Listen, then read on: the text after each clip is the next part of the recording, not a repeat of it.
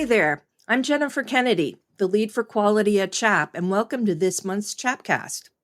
I'm here with Keith Rosen, the CEO of Profit Builders, named one of the best leadership coaching organizations worldwide. Since 1989, Keith has coached over 3 million managers and salespeople on 6 continents in over 75 countries.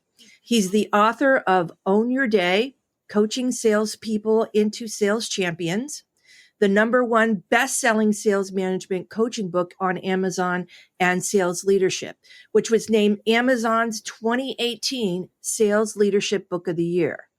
He was also named one of the most influential coaches by Inc. magazine and Fast Company. Keith, it's a pleasure to have you on our CHAPcast today. Thanks for joining. Oh, thank you for having me. Also joining the podcast is my colleague and compadre, Cassie Ellison. She's CHAP's VP for Growth Consulting. Hi, Chap. Hi, Chap. Hi, Cassie. Welcome to CHAPcast. Is there anything else you would like our listeners to know about what you do at CHAP? Hi, thank you so much for having me today. I am just so excited to be here as the Vice President of Growth Consulting. I will say that I have read Keith's books. I have followed his coaching advice, and I just think there's so much value in the conversation we're going to have today. It's going to really resonate with the challenges of sales leadership and coaching. So thank you for having me. Well, I'm so glad you're here from CHAP with that, representing that arm. This is not my swimming pool. I am a longtime clinician. I have my nurse sweatshirt on today. So I know the clinical operations side of the business, but I do understand that, the sales piece, which is part of the operations, I understand the importance of that. They're setting the tone, essentially the first contact many times for representing the company. So that's really important. And I think, we know that it's really changing an uncertain landscape in healthcare today. We know that sales leaders are really busy. But Keith, I guess my question to you is, with all that sort of uncertainty and change and chaos that is happening in the healthcare continuum, what happens to coaching in that to-do list for a sales manager rather than go out, sell, sell, sell? I would think the leadership piece of that, which is coaching and mentorship, really is a huge piece to developing that sales team in order to be that wonderful first representation to outside of the company. Especially now, what I find, and it seems to be a global conundrum, is that I always find it very interesting that at the end of every month or the end of every quarter, that's when everyone's scrambling to close deals. And managers say, Keith, I don't have time to coach. And when I hear that, my first visceral reaction is, you don't know what coaching is. So when leaders today, which they're extremely busy, CEO confidence and sales management confidence is at an all-time low. 76 to 84% of all issues are a result of faulty communication. Because of this, managers are actually losing one full day each week as a result of faulty communication, which financially results in about $12,000 of a cost per each member on their team. So there's all this uncertainty and change on top of the fact that managers and leaders have never been trained mostly how to coach. Forget about coaching in a remote or a hybrid world. So when managers say, oh, we're too busy to coach, they think coaching is something you do to someone. No, it's who you are and it's how you show up. I don't change the way I show up every day. It's who I am. So when managers say I'm too busy to coach, it's like saying, well, I'm too busy to breathe. Because coaching is simply a language. Look at sales. Look at your best salespeople. They're probably the strongest communicators, just like your leaders. They're probably, your best leaders are probably the strongest communicators down to why leaders are not engaging with coaching. It's because they don't have the language of leadership. So what I find is when managers tell me, oh, Keith, we want our people to coach 70% of the time. No, coaching is something you do because it's simply a language. So just like if we're learning Spanish or Italian or Urdu or any language, managers and salespeople need to learn the language of coaching because that's what people need today. 3 years ago to today, the landscape, of course, of selling has changed. As a matter of fact, this is a scary statistic. 76% of all companies since the pandemic have changed the way they buy. So procurement has changed, number of decision makers have changed, factors they use to make decisions have changed. But only 17% of companies change the way they sold. Now, that's a major disparity right there. Because if you're still managing, coaching, and selling the way you were pre-pandemic, you're already set up for failure. The rules are different. I just shared some statistics which we never dealt with before. Attrition is at an all-time high. Interestingly, in certain industries, it's even higher. So when it comes to managers telling me they don't have time to coach, it's because they don't understand that coaching is just simply the way you come across. So, while you're talking here, I hear you about attrition. I hear you about the need to do that. But I'm really interested in generational differences. How the boomers respond, communication, what their needs are, to all the way up to our newest generation, our Zers. When you look particularly at millennials, they need that. That's when you read any kind of literature out there, that's really, it's not just money. They want to be part of the fabric of the organization for many different reasons, for diversity reasons, one of the big things, the standouts, is that they want to be mentored. They want to be coached. It's an expectation for them of that generation. So what you're saying, I feel aligns. Yes, things have changed, but it's changing with generational needs. Would you have anything to say about that? Disagree? Agree? Well, Tell me I'm out of my mind or what? no, I would never say that unless we were offline, Jennifer. There you go.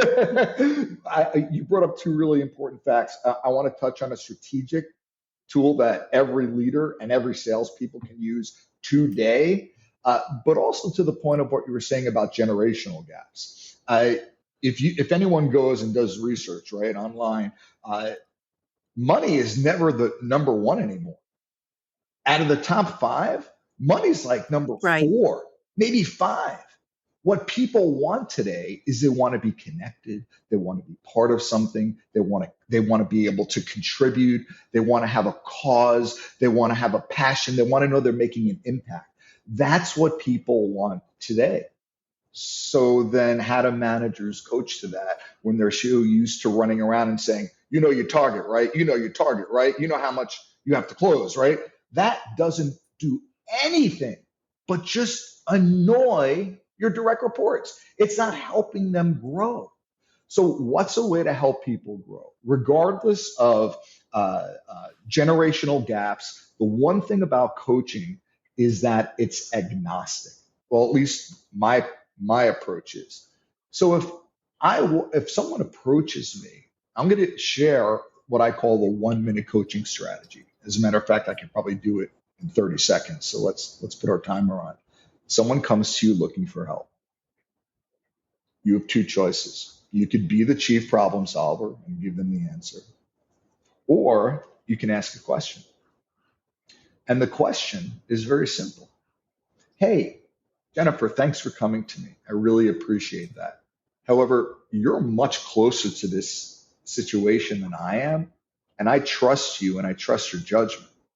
So what's your opinion on how to move forward and achieve the results you want? Now, I'm from New York. I talk pretty fast, and that was under 30 seconds. You can use that strategy with anyone because think about it. We're acknowledging the fact, yes, I will share my idea. Number two, you're acknowledging the fact that they're closer to the situation than you are. You're also letting them know that I trust you. I trust your judgment. What do you think that's going to do to their confidence and also the relationship they're going to have with their manager? And since we're talking about leadership and sales being a precise language, notice the final question I asked. I asked, what's your opinion on how to achieve this? I don't ask what result, how are you going to achieve this result? I don't ask what's your strategy. I don't ask what's your solution or answer, because strategies, answers, and solutions can be right or wrong. Opinions are never right or wrong, and everyone has one. So no one can come to you and say, well, I don't know. You don't know your own opinion. So it provides the opportunity for the coach to hear what the coachee is sharing and create that coaching moment for them. I love that. Cassie, I know that you're working in our growth solutions section of CHAP, and it sounds to me, given what Keith has said, that you're not, or we are as CHAP, not being prescriptive about what we're doing, but sounds like there's wonderful coaching opportunity for our customers who are interested in growth solutions. What are your thoughts on that? Absolutely. I think kind of going back to sales leaders being extremely busy, that is 100% true. I think, in healthcare in general, let me back up. I was in healthcare sales for 15 years before coming to CHAP and in various sales leader roles and as a sales representative myself. There's just been changes with the high costs of staffing these days and the same reimbursements. You're seeing that organizations are starting to invest less in sales leadership, meaning sales leaders have sometimes even double the direct reports than they did previously.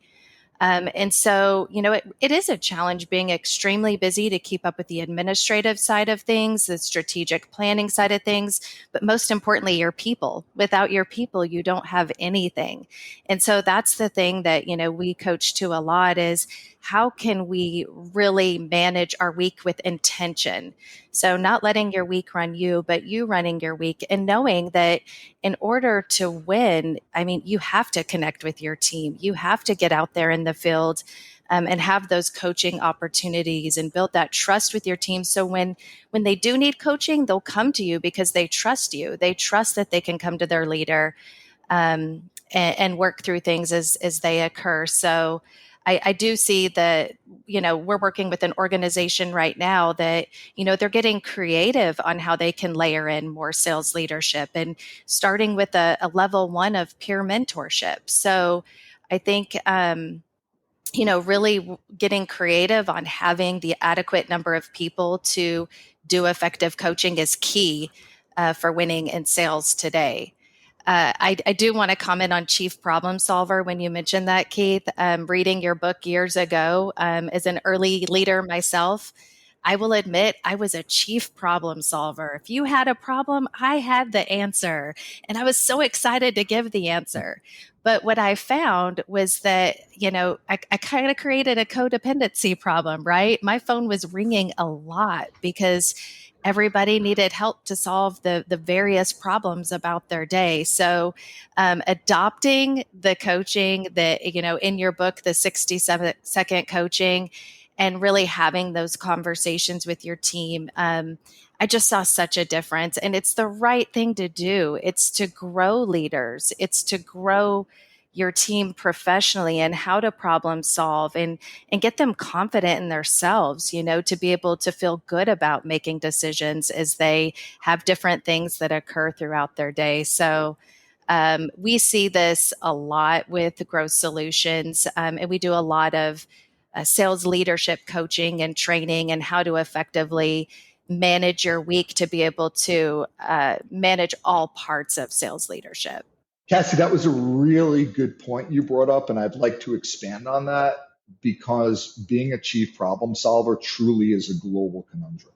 There's not a manager I know out there who, when someone approaches them, the visceral reaction is to solve the problem. Managers are like heat seeking missiles. They love looking for problems and they love solving problems. As a matter of fact, I've seen countless job descriptions that actually say good problem solver, but it doesn't say good coach. Well, wait a second. Who's doing the work when you're coaching? If the manager is doing all the work, that's not coaching. Coaching is about leading with questions, not leading with answers. And I think we need to take a moment here and even the playing field about what a simple definition of coaching even is. Because if you go throughout an organization, I can tell you right now, there is no commonality in a definition of what coaching is. So rather than share a long academic definition, here's the definition of coaching. It's the art and language of creating new possibilities.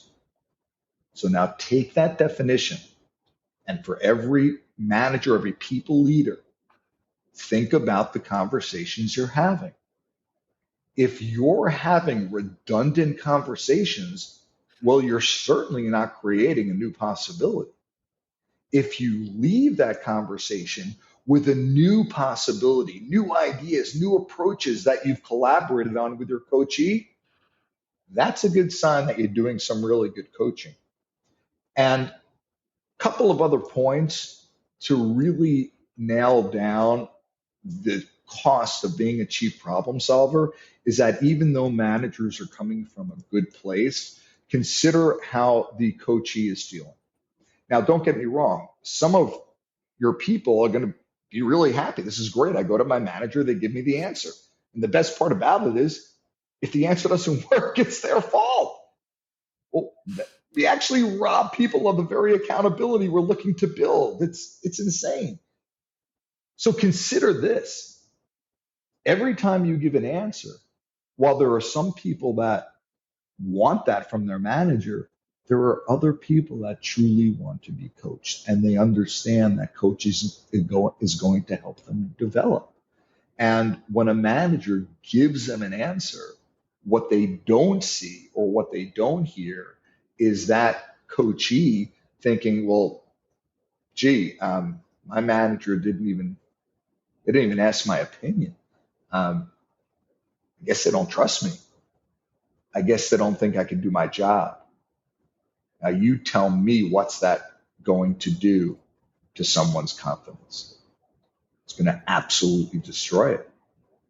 And if that's not enough of a cost for those managers that see themselves adopting more employees on their team, remember this one thing.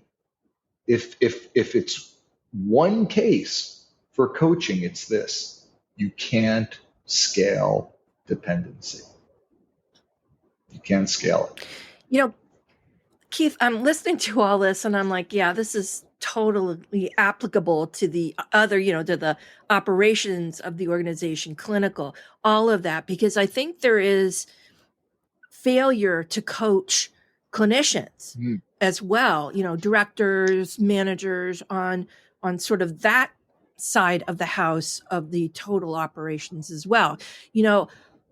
I in my 38 years as a nurse, lately it seems to me like there seems to be a lack of critical thinking on the clinician side, right? But you know what? Maybe it's there and it's not being coached out. Maybe. I'm not saying that's the case for everything.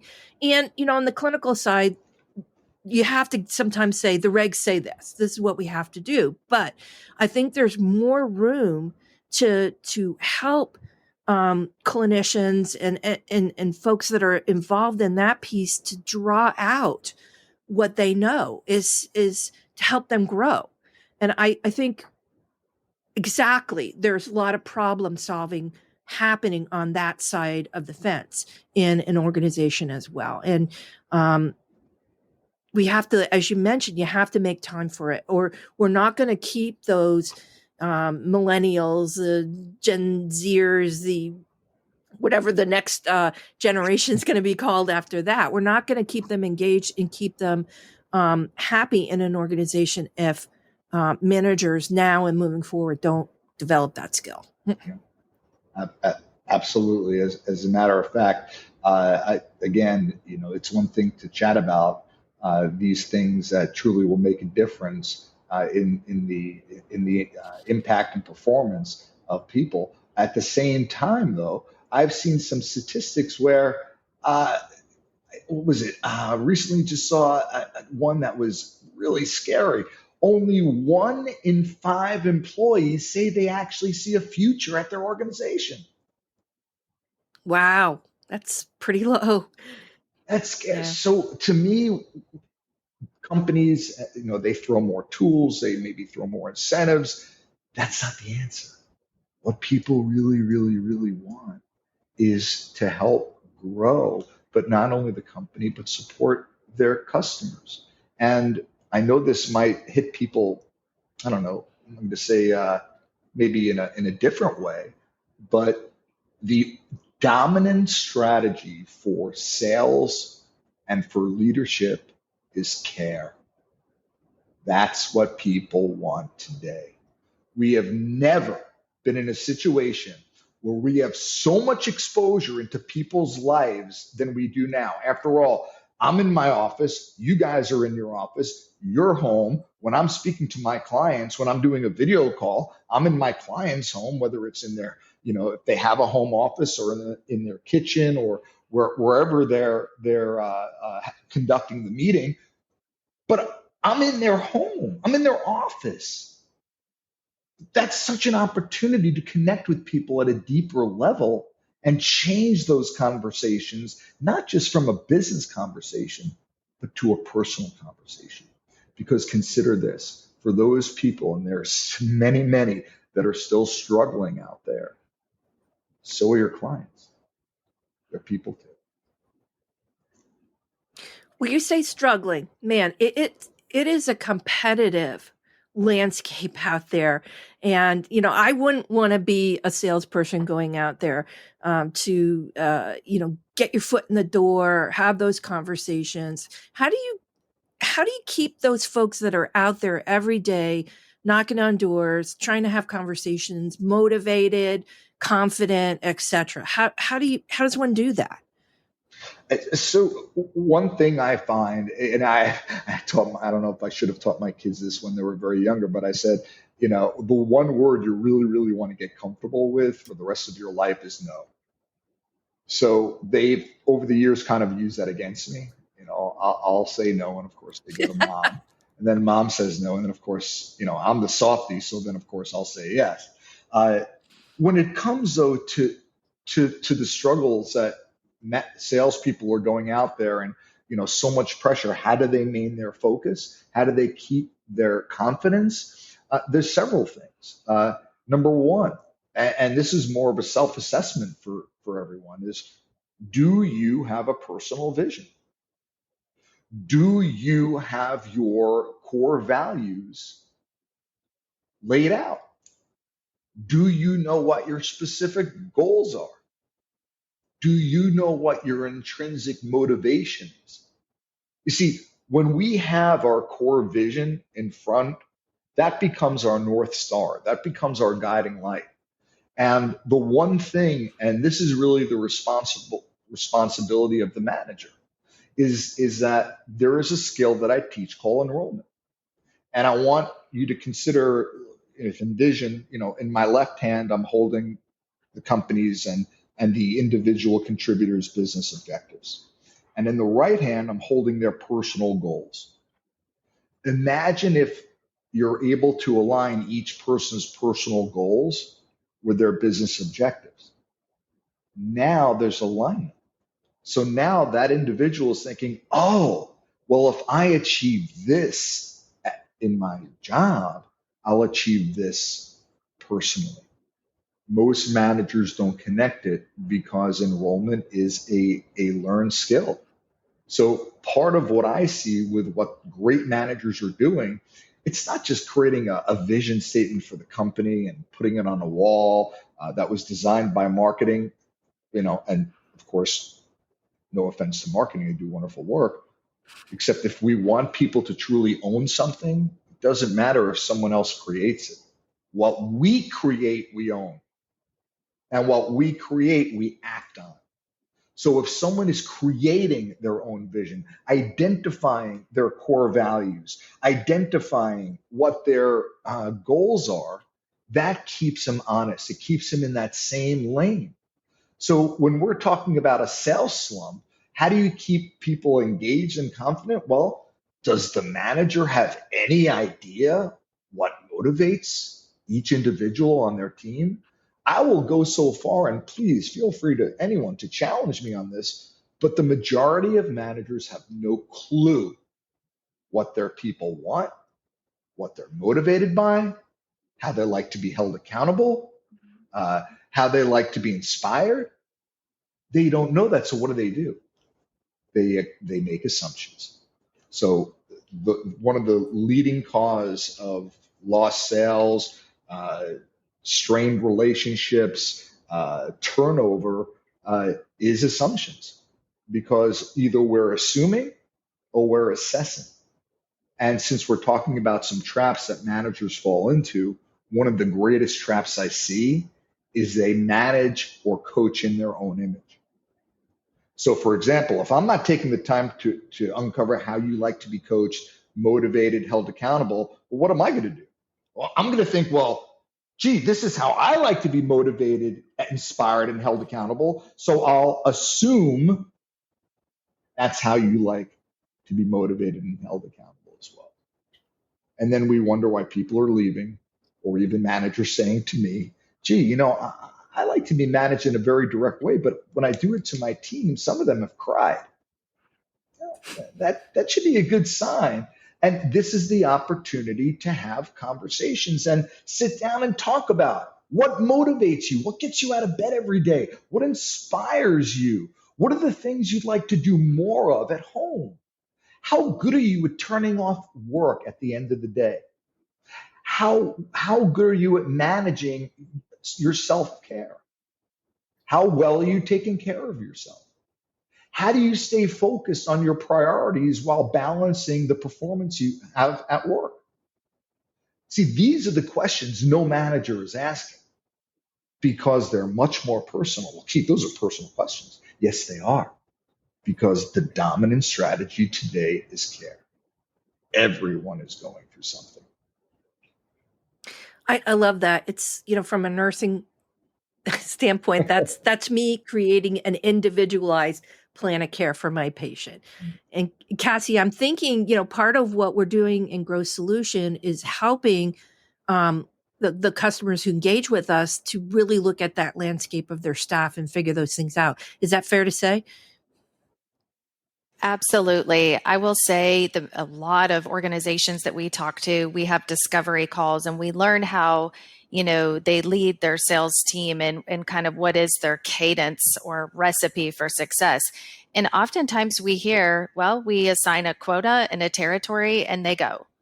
And it's about get out there, make the sales calls. Do you know what your number is? And that's it. So a large part of what we're seeing is, all those things that Keith just talked to can be worked into a weekly cadence. And again, I go back to just being very intentional in coaching your people and connecting with your people for that dominance of care. And so that definitely is something that we talk to a lot of organizations about, is how do you balance everything and ensure that you're investing in your team? And I will say, Keith, you mentioned the enroll step. That is, so many leaders make assumptions about their sales team and what motivates them. And when I challenge them to have an enroll conversation, they always walk away learning something new about their person. And you will find you've made assumptions about these folks that just are not correct. And so such a key step in engaging someone into owning their goal and their plan to win in their territory. So such an important part of the step. I'm Yeah, a big fan. and it's interesting because managers are really good at telling people what they need to do, but they're not very good at sharing why. And the most important part of that conversation, which is what's in it for you? WIFM, WIFM, right? What's in it for me? So the point is, if a manager shares a new initiative or something they have to do, they could play the power card, and their people will say, "Well, I guess I want to keep my job, so I guess I'll do this thing." But keep in mind something: if you truly want to create engagement and alignment, remember something, and this applies to every conversation. When your intentions are not clear, people default to fear. So if I'm a manager and I send you an email, and in the email subject line it says, "Call me ASAP," what's your first reaction? It's not, "My boss wants to tell me how amazing I am." It's going to be, "Uh-oh, what did I do wrong? Did I lose a sale? Am I getting terminated? Am I being put on a PIP?" We never go to the positive. That's why it's so critical for everyone to always be clear that when you're sharing or trying to create buy-in or enrollment or change, you must share what's in it for them and what the intent is. You also mentioned, I don't want to step over anything here, you mentioned about critical thinking. Critical thinking, when people hear that, they think it's all about helping them formulate decisions in their mind, become a more either divergent or convergent thinker. But what people don't realize is that critical thinking isn't only working from your head, it's also listening to your heart. And to me, that's where the best leaders are coaching from. It's from their heart, not from their head. And if there's one thing I also don't want to step over is confidence, because this is one of the things that I see everyone is struggling today. And I've been asked so many times, "Keith, why are my people falling into a sales slump?" So in 2 minutes, I'm going to share how to eliminate a sales slump. If you look at how people develop their confidence, most people will say, "Well, my confidence goes up when I achieve something." So if we take a salesperson, for example, well, here's my confidence. I earn a new client. What happens to my confidence? It goes up. My confidence rises. I'm feeling good. I'm feeling productive. I'm feeling connected to what I'm doing and to my people. Wow, what happens? I sell another deal. Uh-oh, I just lost a big account. What do you think happens to my confidence? It drops. And then my confidence drops. I'm not as sure as myself. Well, then I have another conversation, and then I lose another opportunity. If anyone wants to know the cause of a sales slump, it's tied directly into confidence. And let me be exceedingly clear. You have been lied to your entire life. You have been told that confidence is a result of results. Well, what if I was to tell you that confidence has no relationship to results anymore? One of my favorite quotes is by a philosopher, Hafiz, a Persian philosopher. And the quote is, "I am happy before I have a reason." If we are allowing external factors to dictate our internal condition, you will always find yourself, your condition internally, your internal power, your internal energy being robbed by external situations.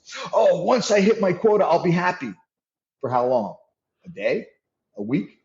A second? And then the counter resets to zero. So this is the inner game.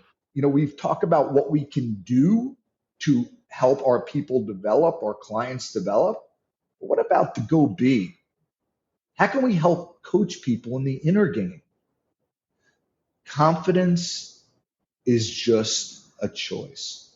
There is no more relationship between confidence and results. So consider this. I am confident because I'm confident. I am confident because I have already proven myself and my self-worth. That does not mean you're not going to still strive for excellence. It just means that those results have no reflection on who you are and the quality that you bring to others. Wow, that is such a great. I don't even know how to top that. I think that's so applicable not only to sales, but to whatever a person does in the organization, and I totally agree with that. Wow, there are so many pearls of wisdom that I'll be taking away from our conversation today. And I wanted to thank you again, Keith and Cassie, for joining the podcast. So each of you, any final thoughts for our listeners out there in podcast land?